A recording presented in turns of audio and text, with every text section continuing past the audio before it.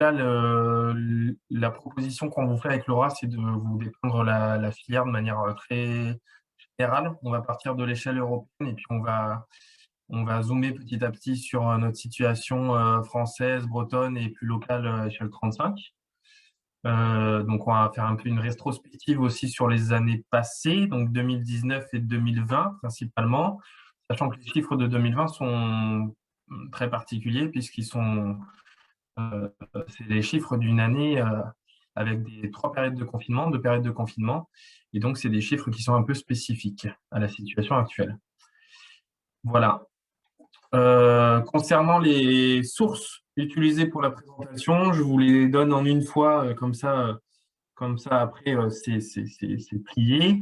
On a différentes sources. On a des sources au niveau national, notamment l'interprofession laitière ou France Agrimaire, qui font des études et des enquêtes, notamment avec l'enquête mensuelle laitière ou l'enquête annuelle laitière, qui nous permet d'avoir pas mal de retours d'informations. Pour tout ce qui est consommation et vente, on passe par des panels consommateurs, notamment les panels IRI, qui donnent les consommations et les ventes en grande surface. Pour tout ce qui est des données production, on passe du coup par les observatoires. Observatoire national, agence bio ou observatoire régional, la FRAP Bretagne du coup. Alors, maintenant que ces précisions sont faites, on va regarder un petit peu comment ça se passe au niveau européen très rapidement avec les différents pays qui sont producteurs de lait bio. On retrouve là les différents pays. L'Allemagne est un pays qui est fortement producteur de lait bio à l'échelle européenne et la France arrive en deuxième position, sachant que la France progresse fortement sur les dernières années. Là, ce sont les chiffres 2018, mais le pourcentage aura certainement évolué en 2019 et en 2020. On s'approche vraiment des 20%, on s'approche vraiment de la collecte laitière biologique d'Allemagne. Au niveau du marché des produits laitiers bio, je suis bien sur les produits laitiers bio uniquement. Là, on est sur des données de 2019. Vous avez du coup les marchés en millions d'euros, que les deux pays principaux sont vraiment la France et l'Allemagne. On retrouve ensuite le Danemark et le Royaume-Uni. On va garder encore le Royaume-Uni quelques années dans nos statistiques européennes, je pense. Donc, vous voyez qu'on est vraiment sur des choses assez similaires entre la France et l'Allemagne en termes de dynamique et de poids dans le marché produits laitiers bio à l'échelle européenne. On s'intéresse au volume collecté du coup.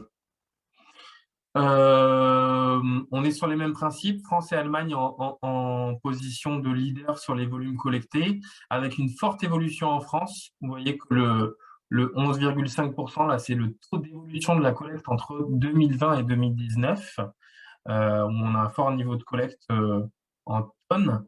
Et vous avez du coup à droite un petit tableau qui vous donne à peu près la part de la bio dans la collecte nationale en 2020. En France, on approche les 5%. Et en comparaison avec d'autres pays qui sont moins fortement producteurs en volume au niveau européen, mais qui sont fortement producteurs à l'échelle de leurs territoires nationaux, vous voyez que l'Autriche, on est à 20% à peu près du lait bio, du lait collecté en Autriche, qui est du lait biologique. On est à 13% pour le Danemark, donc c'est des pourcentages assez forts. On va passer à l'échelle nationale maintenant et regarder un petit peu les dynamiques en termes de vente, de consommation. Donc, je reprends ici, comme je vous le disais tout à l'heure, les données des panels consommateurs. Ce sont des données du panel I. Attention, ce sont des données qui sont tronquées. On ne s'intéresse qu'à la grande et à la moyenne surface. Et aussi au drive, e-commerce, etc. Mais on n'a pas les autres secteurs, on n'a pas la vente directe, on n'a pas non plus la restauration hors domicile. Vous voyez les évolutions, tout est en croissance globalement sur les volumes de vente, sauf l'ultra frais. Alors l'ultra frais, c'est très conjoncturel. Vous voyez qu'on est passé de 82 millions de litres à 79 millions de litres produits et vendus plutôt entre 2019 et 2020. Le ralentissement, il est très conjoncturel, comme je vous le disais. L'ultra frais a fortement souffert des confinements, et notamment sur les productions de yaourt, puisque le yaourt biologique représente la majeure partie de ce pôle ultra frais. Et étant donné la fermeture des restaurations hors domicile, on a eu affaire à une réaffectation du mix produit. Je vais en parler sur les transformations. La dynamique et les perspectives. Vous avez du coup là les résultats de l'enquête nationale sur les conversions. Donc, ce sont des enquêtes qui passent par les laiteries. Le France Agrimaire sollicite les laiteries pour que les laiteries renseignent le nombre de fermes qui ont démarré leur conversion. Donc, on est sur une information complémentaire à l'Observatoire national de la production. On avait du coup entre novembre et mai 2019 à peu près 260 fermes qui s'étaient engagées en agriculture biologique. Les chiffres ralentissent ensuite fortement sur la deuxième partie de l'année, puisqu'il y a aussi un effet, autour du mois de mai et des aides de PAC. Du coup, on a une bonne idée du niveau de conversion annuel une fois qu'on a passé cette échéance-là. Et ensuite, ça a un petit peu ralenti sur 2020, mais on est quand même resté sur une dynamique assez soutenue, puisqu'on est autour des 220 fermes qui sont entrées en conversion. Donc, c'est des chiffres nationaux. Et sur les volumes de référence de ces fermes, du coup, qui correspondent sur les conversions de novembre à mai 2019, on est sur un équivalent volume de référence de 115 millions de litres. Et pour novembre à mai 2020, on est sur un équivalent volume en référence de 101 millions de litres. Donc, c'est la référence conventionnelle. Ce n'est pas le volume qui sera produit en agriculture biologique. Ça donne une indication quand même. Au niveau de la dynamique de collecte, alors là, vous avez la collecte mois par mois de 2016 à 2021. Donc, on peut aller jusqu'au 1er janvier 2021. Vous avez du coup deux courbes. Vous avez la courbe nationale avec son échelle à gauche et vous avez la courbe bretonne avec son échelle à droite. Vous voyez du coup qu'on est sur une collecte qui est très dépendante de la saison et sur des courbes qui sont vraiment très, très similaires. Une augmentation assez constante. Là, si on devait tracer une courbe qui soit un peu plus linéaire que ce graphique, on voit qu'on est sur une progression qui est quand même assez importante que de la collecte de lait bio. Voilà, ça c'était simplement pour vous redonner le contexte et puis poser aussi le sujet, puisque c'est un sujet qui va certainement nous animer lors des discussions suite à la présentation. Et donc là, je vous disais, si on lisse un petit peu la courbe pour voir un petit peu comment ça se passerait en cassant l'effet saisonnalité, bon, on a cette courbe-là, du coup le cumul annuel mobile, et avec un dépassement du milliard de litres de lait bio collecté lors de l'année 2020. Et à 2021, là, au tout début de l'année 2021, si on regarde le cumul annuel mobile, donc on lisse sur une échelle de temps de 12 mois, on est sur un équivalent 1 milliard 112 millions de litres de lait bio collectés en France. Au niveau des fabrications, en France, en 2020, au mois le mois, on a du coup ce type de données qui nous est fourni par France Agrimaire. Laura m'a fait remarquer à juste titre que ce n'était pas très lisible, donc on vous a préparé une présentation qui l'est un peu plus. Voici.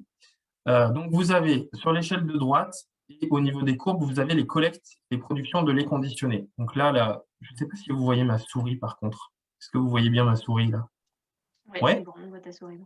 Vous avez la collecte du coup mensuelle au niveau national. Et ici, vous avez les transformations sur la production de lait conditionné, principalement du coup du lait UHT bio, demi-écrémé majoritairement en France. Et vous avez du coup les transformations, c'est-à-dire les fabrications des produits laitiers biologiques.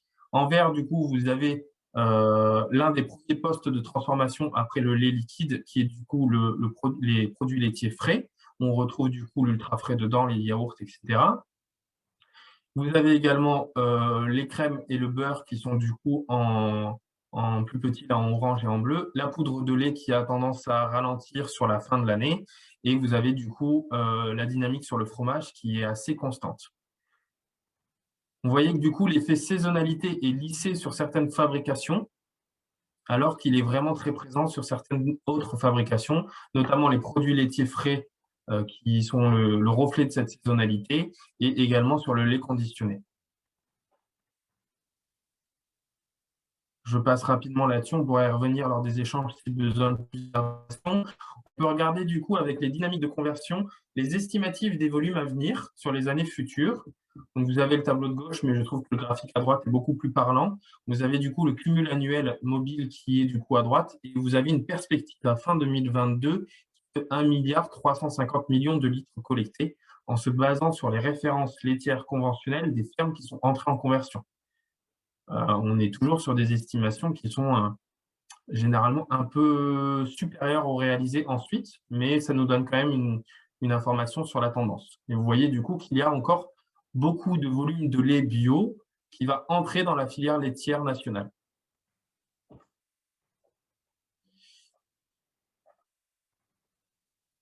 On continue de zoomer après avoir vu un petit peu l'échelle européenne et française. On va regarder un petit peu l'échelle ouest pour voir les contributions des trois principales régions productrices de lait bio en France, à savoir la Bretagne, la Normandie et les Pays de la Loire. Du coup, en janvier 2021, si on s'intéresse uniquement à cette période-là, janvier 2021, la collecte en Bretagne était de 19 millions de litres collectés, près de 20, proche de 20 millions, à peu près la même chose en Pays de la Loire, sur une dizaine de millions en Normandie. Et si on regarde sur le cumul 12 mois, puisque là on est sur les chiffres uniquement janvier, on peut lisser ça sur une année avec le cumul 12 mois, on est sur une production bretonne de l'ordre de 240 millions de litres et sur une collecte Pays de la Loire qui est de l'ordre de 230 millions de litres, avec des fortes évolutions du coup sur 2020 par rapport à 2019, puisqu'on est sur des taux de croissance de la collecte de 10% à 15%, croissance à deux chiffres de jour. Au niveau de ces tendances, donc elles sont confirmées ici, hein, c'est simplement une cartographie qui reprend à peu près ce que je vous ai dit. Les taux de croissance, on les retrouve ici, c'est-à-dire la croissance de la collecte annuelle 2020 par rapport à 2019, elle est ici, plus 10% en Bretagne et plus 15% en Pays de la Loire, plus 6% en Normandie. La Bretagne produit 22% du lait bio national, donc ça vous donne une petite idée. Et le Grand Ouest fait 55% de la collecte nationale. C'est-à-dire qu'un litre sur deux de lait bio au niveau national est produit dans l'Ouest, en prenant en compte les trois grandes régions. Donc une forte contribution de l'Ouest à la production nationale. Vous avez ici le tableau des principaux opérateurs qui sont présents dans l'Ouest. Alors ce tableau n'est pas exhaustif, mais on retrouve les principaux opérateurs quand même. Et pour ce qui est des opérateurs qui sont présents du coup sur l'île-et-Vilaine, vous avez du coup les différents encarts en vert qui vous les représentent. Donc par ordre alphabétique et non pas par ordre de priorité sur la collecte, on retrouve Biolay, Eureden, Eurial, Lactalis, la laiterie Saint-Père, la Cille et Tribala Noyal. Je pense que vous retrouvez ici les principaux collecteurs que vous avez identifiés de toute manière. Au niveau des données production, vraiment à l'échelle Bretagne, on est du coup au 1er janvier 2020, au 1er janvier 2020, on est sur un effectif en Bretagne de 55 000 vaches laitières bio en conversion. On est du coup sur un effectif de à peu près 950 fermes productrices de lait bio en Bretagne, ce qui représente à peu près 7% du cheptel breton. C'est-à-dire que 7% du cheptel vaches laitières en Bretagne est en vaches laitières biologiques. Et à l'échelle ille-et-vilaine, du coup, on est sur 16 600 vaches laitières bio ou en conversion. Ça représente 250 fermes à peu près. Et donc, c'est 7% des vaches laitières d'Ille-et-Vilaine qui sont certifiées agriculture biologique. Si on regarde l'évolution du nombre de fermes, le graphique qui est à gauche, vous voyez que l'évolution en Ille-et-Vilaine, elle fonctionne un petit peu comme l'évolution à l'échelle Bretagne, c'est-à-dire qu'on a des périodes de fortes vagues de conversion, la période post-2009 et la période post-2015, et ensuite vous avez des périodes plutôt de stagnation palier, donc de 2012 à 2015, et également une future période à venir, là on va en discuter justement à partir de 2019 probablement. Et vous avez à droite une répartition des têtes à l'échelle départementale et à l'échelle des EPCI en Bretagne. Donc, vous retrouvez ici les 16 600 vaches laitières bio en Ille-et-Vilaine. Du coup, vous avez une répartition avec une contribution par EPCI qui est ici. Voilà, ça donne quelque chose de très visuel. On voit que l'Ille-et-Vilaine est un département fortement laitier, notamment quand on regarde par rapport aux autres départements en Bretagne qui sont eux aussi fortement laitiers quand même. Au niveau de l'évolution du cheptel en Bretagne, donc là, on n'est pas sur l'évolution de ferme, on est vraiment sur l'évolution du cheptel. Vous voyez qu'il y a une forte période de croissance à partir de 2015. C'est-à-dire qu'au moment de la vague de conversion 2015, 2017-2018, on va dire les choses comme ça. On a eu pas mal de fermes qui sont rentrées, qui ont démarré la conversion en agriculture biologique en production laitière, et on a globalement des fermes dont les effectifs en nombre de têtes étaient plus importants. Donc il y a un effet d'exagération sur l'évolution du cheptel en Bretagne, et dans une moindre mesure, on retrouve cet effet aussi en Ille-et-Vilaine, avec une évolution de plus de 3,2% sur 2019 par rapport à 2018. Donc c'est assez relativement calmé en 2019 par rapport à 2018, si on regarde en Ille-et-Vilaine, par rapport aux tendances plutôt régionales. Voilà pour les données vraiment chiffrées, très contextuelles, conjoncturelles. Globalement, les marchés sont toujours fortement dynamiques, la consommation est toujours fortement dynamique, que ce soit au niveau national ou au niveau européen. On a, du fait des conversions 2015 jusqu'à 2018, une grosse arrivée de volume de lait bio dans les filières au niveau national. Donc, on a une importante masse de volume supplémentaire qui vient sur les filières nationales. On a une estimation, celle que je vous ai donnée tout à l'heure, de 1,35 milliard de litres collectés fin 2022, l'estimation du CNIEL. Et en plus de ça, on est dans une période un petit peu spécifique là en avril, puisqu'on est sur une période printanière. Et donc, comme on l'a vu tout à l'heure avec les courbes de saisonnalité, on est sur une période avec un pic de volume assez fortement marqué. Dans ce contexte, les collecteurs anticipent, c'est-à-dire qu'ils ralentissent leur dynamique de production.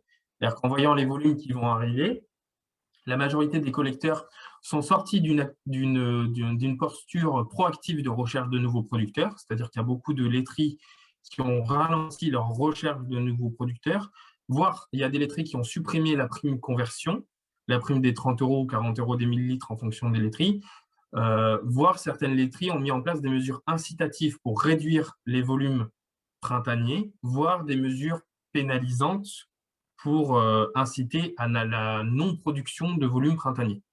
Voilà, c'est-à-dire on a soit un système de bonification en fonction des laiteries qui, du coup, tend à valoriser les volumes non produits, soit un système de malus qui vise à pénaliser les volumes supplémentaires au printemps. Tout dépend des stratégies des collecteurs. Alors, il faut quand même remettre ça en perspective, hein, puisque de manière générale, la croissance, comme je le disais tout à l'heure, elle est quand même maintenue. On est quand même sur une dynamique forte de consommation et de production. C'est simplement qu'il y a un espèce de décrochage entre les tendances en production et les tendances en consommation, puisque là, on a un fort afflux dans les filières et que c'est pour tamponner ce fort afflux dans les filières qu'on trouve ce comportement auprès des collecteurs.